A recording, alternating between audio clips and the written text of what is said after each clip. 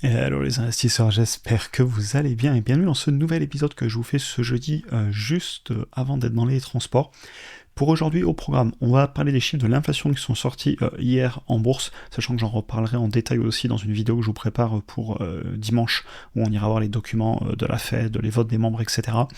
Et en deuxième partie de vidéo, on parle de Nvidia, quoique je vais peut-être le faire d'abord, je vais peut-être d'abord parler de Nvidia, ensuite l'inflation, et ensuite Nebius et IMS, on va passer rapidement sur les documents financiers pour les résultats, c'est deux entreprises que j'ai en portefeuille, et Nvidia aussi, remarque, je l'ai en portefeuille.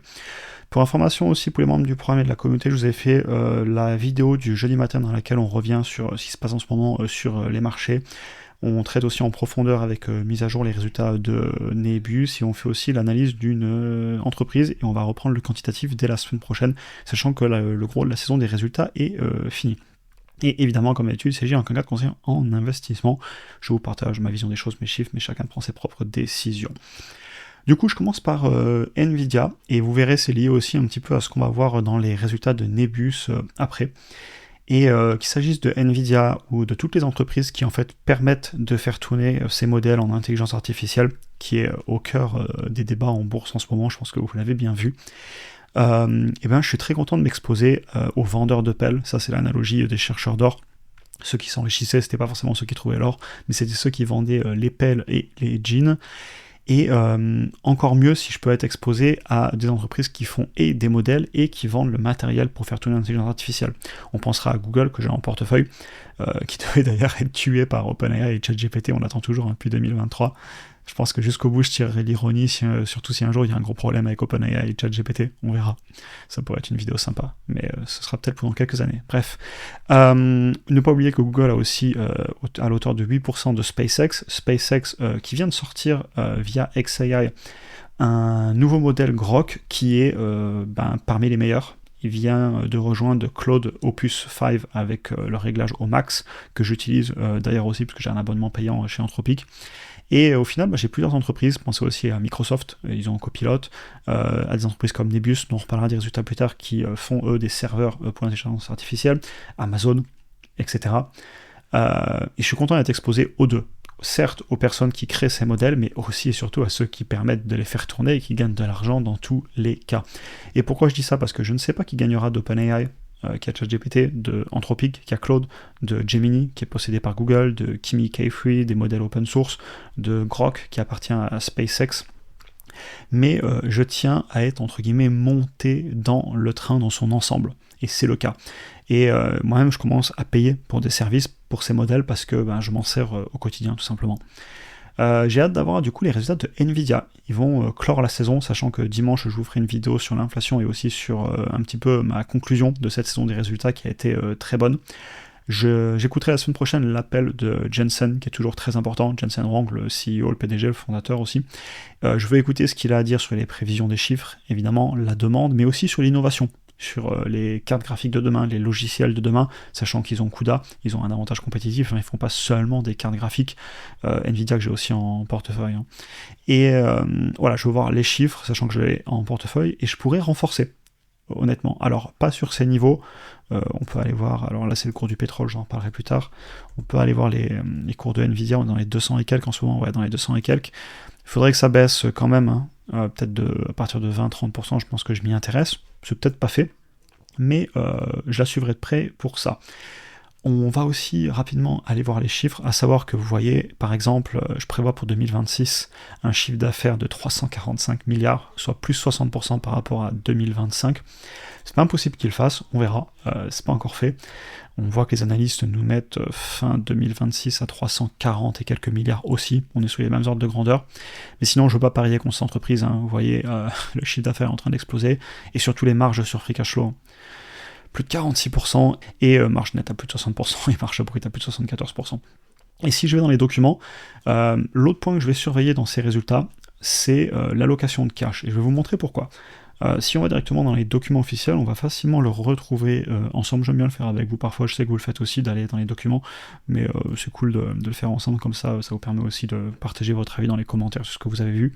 Enfin bref, si je prends cash équivalent, marketable debt et marketable equities, on est sur du plus de 80 milliards de cash équivalent, et si je vais le chercher sur un logiciel, sachant que j'aime bien faire les deux pour retrouver les valeurs, on est pas plus de 80, c'est ça. Et si je vais voir en face la dette, il y a pratiquement rien, 7 milliards. Donc tout ce cash, qu'est-ce qu'on va en faire et il va aller où? Bon, du coup, vous vous en doutez, on va dans le tableau des flux de trésorerie, cash issu des opérations, on est sur 3 mois fin avril à 50 milliards, ça c'est les résultats du T1, du premier trimestre 2026, alors c'est 2027 pour eux, d'ailleurs, oui c'est ça, enfin, c'est la date c'est 2026, mais ils reportent en décalé comme vous le voyez ici, premier trimestre 2027, bref, je pense que vous le saviez. Du coup, stock-based compensation, vous en avez un peu ici, je vous disais, mais c'est pas énorme, mais je les réintègre quand même sur les free cash flow, j'aime bien regarder si ça pèse beaucoup. Et ensuite, où va le cash? Il y a assez peu de capex sur ce genre de business, vous le verrez ici, property and equipment. Par contre, du coup, purchase of non-marketable securities, 18 milliards, donc ça c'est l'investissement dans des boîtes non cotées, privées, et on sait qu'ils déploient massivement, du rachat d'actions, 19 milliards, un tout petit peu de dividendes ici. Donc en fait, globalement, ils sont en train de déployer dans du rachat d'actions, et aussi et surtout dans l'investissement dans les entreprises. Côté ou pas d'ailleurs, il y a les deux. Et je veux les écouter là-dessus, savoir chez qui ils investissent. Par exemple, ils ont travaillé avec Nebus, et ils sont en train de bosser avec eux. Pareil, ils sont aussi en train de travailler avec SpaceX pour les prochaines cartes graphiques. Je veux écouter Jensen et Nvidia parce qu'ils sont un petit peu à la tête de tout ce qui est en train de se passer, et j'ai du coup besoin de savoir où ils se dirigent. Ensuite, si je passe sur l'inflation, deuxième partie de la vidéo. D'abord, je voulais vous montrer ce graphique qui est ici. Vous l'avez ici avec et sans l'alimentation et l'énergie, et vous voyez que dans les deux cas, on est sur des tendances baissières. Si vous enlevez l'alimentation et l'énergie, vous voyez, on était à plus de 6% en 2022, aujourd'hui on est à 2,5%, on avait eu un petit sursaut là vers mai-juin, et ça y est, ça rebaisse à nouveau, et si je rajoute l'alimentation et l'énergie, et surtout l'énergie, vous l'aurez compris, on est à 3,4%. En parlant de l'énergie d'ailleurs, le pétrole, qui va toujours bien, il est dans les 80-90. Pour l'instant, sur ces niveaux-là, ça m'inquiète pas trop, il ne faudrait pas qu'il parte très très haut très longtemps, mais sur le court terme, c'est pas forcément quelque chose qui m'inquiète de trop. Et du coup, je voulais vous montrer le chiffre core inflation. Donc vous l'avez ici, on vient de faire 2,5 comme je vous le disais. Et quand on réintègre, par contre, on est à 3,4. Et je vous en reparlerai pas mal, je pense, dans la vidéo de dimanche, parce que la Banque Centrale Américaine, elle a un double mandat. Et ils sont pas bêtes, les personnes, les membres qui votent. En tout cas, vu leur position, je pense qu'ils sont pas bêtes. Et ils le voient très bien. Et ça, c'est une étude de JP Morgan qui est du 30 juin. Ils le voient très bien que l'énergie est en train d'avoir un gros impact. Et je pense que c'est à suivre, parce qu'il ne faudrait pas qu'ils nous fassent des décisions à court terme, genre de remonter les taux après avoir créé l'inflation en imprimant comme... Bref, j'en ai déjà parlé de ce qu'ils ont fait en 2020 et 2021 et des conséquences que ça a eu, et on l'a vécu tous ensemble sur YouTube. Et quand je vois ces chiffres, c'est super encourageant. D'ailleurs, les marchés ont plutôt bien réagi. Et en plus, je voyais des bruits sur le fait que la consommation, notamment de pétrole, diminue. Bah oui, parce que quand on est sur un marché libre et non régulé, la dernière fois, je parlais justement sur les assurances que c'était plus le cas et que ça posait des gros soucis dans la santé aux US et que ça faisait qu'il y avait la disruption du coup, parce que le marché reprend tout le temps ses droits. Et quand vous avez le prix du pétrole qui monte, ça consomme moins et donc ça vous fait des pressions à la demande moins fortes. Et c'est hyper intéressant à suivre. C'est important que l'inflation continue à rester sous les 3% sur le long terme. Et je vous en parlerai dimanche, comme je vous le disais, dans une vidéo que je suis en train de vous préparer avec beaucoup de graphiques, j'espère qu'elle vous intéressera. Pour finir cette petite vidéo que je vous fais en live, on va aller voir les résultats de IMS et de Nebius, entreprises que j'ai en portefeuille. Et globalement, résultat de IMS, j'ai déjà annoté rapidement quelques points que je vais repasser avec vous. On est très bon, on est en train de faire mieux que ce que j'ai prévu sur le chiffre d'affaires. Évidemment, c'est pas une boîte qui cherche à être rentable actuellement, je l'ai souvent mentionné en vidéo. Donc voilà, c'est à noter, et c'est pas forcément quelque chose qui m'inquiète. Après voilà, vous regardez les marges brutes, la capacité de gagner de l'argent un jour, et où passe le cash dans le compte de résultat, je vous laisserai faire l'exercice, et vous comprenez que c'est peut-être, en tout cas vous poserez la question, une décision de la direction que de dépenser autant sur certaines lignes du compte de résultat, et que si les marges nettes sont négatives, c'est quand même une décision pour aller chercher de la croissance. Vous avez la flywheel dont je parle souvent avec Amazon, extrêmement important pour moi. Pourquoi ? Parce que vous faites rentrer les nouveaux clients, vos clients, vous leur donnez un service innovant, vous avez de la donnée, vous leur résolvez un problème, dans ce cas-là, c'est des patients et c'est la santé, mais chez Amazon, c'est recevoir des produits plus vite et moins cher, sans avoir à se déplacer, etc. Et pouvoir faire des retours faciles, avoir un super service client. Et comme vous avez un très bon produit, vous faites rentrer de plus en plus de personnes, et les personnes dedans consomment elles-mêmes de plus en plus. Et j'adore ces business, pourquoi ? Parce qu'en fait, le marché, il est là. Si le client est insatisfait, il n'est pas obligé de rester, comme avec un système de santé géré par exemple par des gouvernements où on n'a pas trop le choix que d'adhérer. Non, le client peut partir. De la même façon que le client peut arrêter d'acheter chez Amazon si Amazon ne les satisfait pas. Et quand vous avez ça, et qu'en plus vous avez de l'adoption, pour moi c'est des vrais signaux puissants. Et ça fait longtemps que j'en parle sur cette entreprise, donc vous le savez. Ils nous ont parlé aussi de lancer des peptides dès cette fin d'année, certains qui ont été à nouveau autorisés par la FDA, donc l'autorité de la santé aux États-Unis.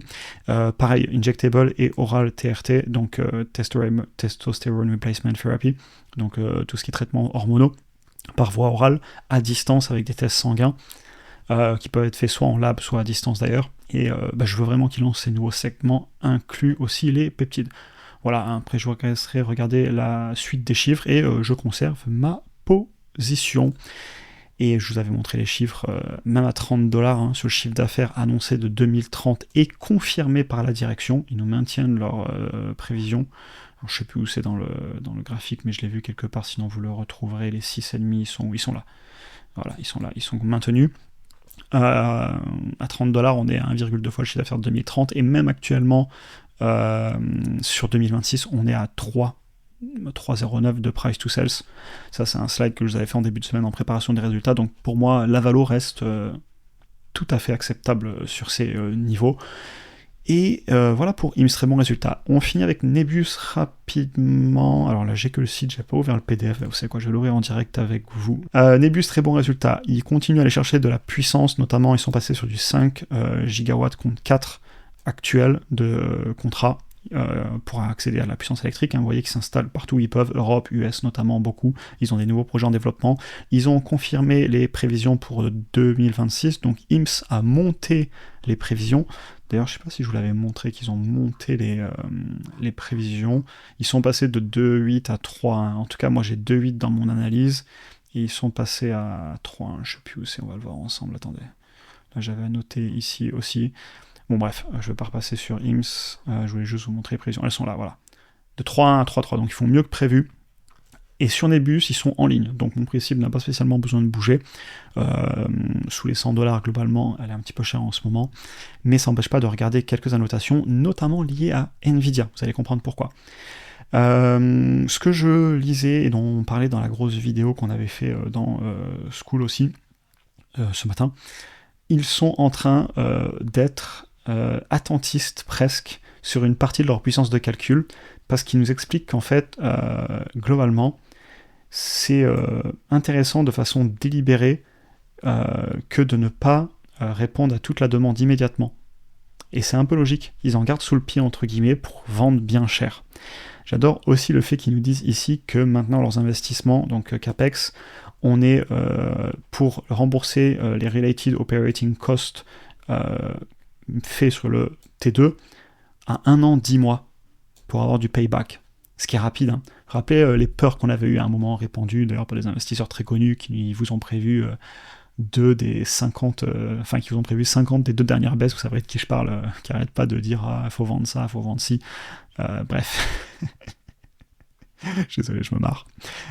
Non, apparemment, en tout cas pour eux, ils voient beaucoup de demandes et ils voient ils voient une rentabilité assez élevée et assez rapide. Et SpaceX aussi en a parlé. Donc avec Exegai et leur serveur de calcul Colossus 1, Colossus 2 et les prochains qui vont monter, ils précisent aussi qu'en à peine plus d'un an, ils arrivent à commencer à rentrer dedans au niveau des CAPEX. Donc ça, c'est une très bonne nouvelle. Ils nous expliquent aussi qu'ils s'attendent à avoir pas mal de clients qui font des prepayments. Très important aussi, c'est-à-dire que les places sont tellement chères sur la puissance de calcul que vous avez des clients qui mettent des billets sur la table avant même que la puissance de calcul soit livrée pour se les réserver. Ça vous donne encore une fois une petite idée sur la demande qu'on a en ce moment. Et on a passé sur le T2, c'est officiel, les 3 milliards de chiffre d'affaires en annuel concurrents. Donc voilà, excellent résultat, je vous les laisserai regarder. Après, je finirai la vidéo là-dessus, hein, je l'ai toujours dit. Par exemple, IMS, j'ai dit qu'en ce moment, je la trouve pas si chère que ça. Et je maintiens mon opinion, les bases peuvent durer, elle est allée à 16, j'avais pas mal racheté, là à 30, voilà, je suis plutôt attentiste, mais ça reste un dossier que je trouve pas excessif. Par contre, typiquement un Nebus, un Nebus à 280, 260, pardon, j'y vais pas, plutôt sous les 100, mais ça n'empêche pas de la suivre, et de la même façon, Nvidia c'est un peu à mi-chemin, IMS je la trouve à un prix qui me choque pas, Nebus beaucoup trop cher, et Nvidia... elle est un peu chère, mais elle n'est pas non plus à une valo 3 ou 4 fois trop chère, ou Nebus, on est limite presque 3 fois trop cher.